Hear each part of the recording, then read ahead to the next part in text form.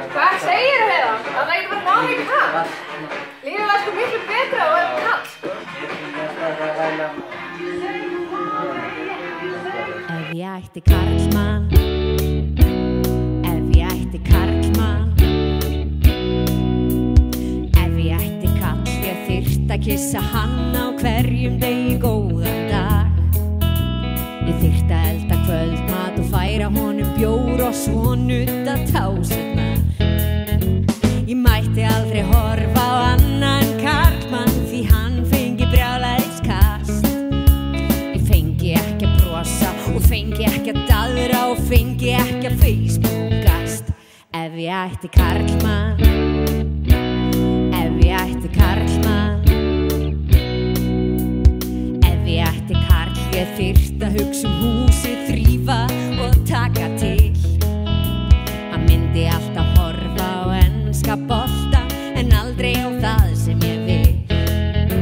Ég þyrft að koma honum á óvart alla dag og færa honum bjór í dós.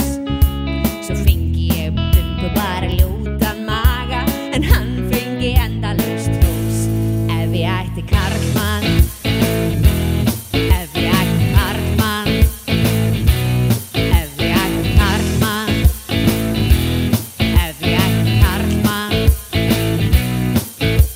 ég myndi vilja panta á hverju ári sólalandaferð fyrir einn. Karlinn myndi stoppa það og vilja koma með svo ég hitti ekki neinn. Og ef ég vildi fara út að djamma, hann myndi nöldra endalaust.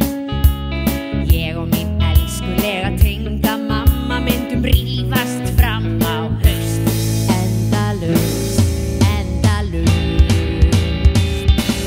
Ef ég ætti karlmann, ef ég ætti karlmann, ef ég ætti karlmann, ef ég ætti karlmann, ef ég ætti kall, ég væri pottþétt ekki að syngja þetta lag.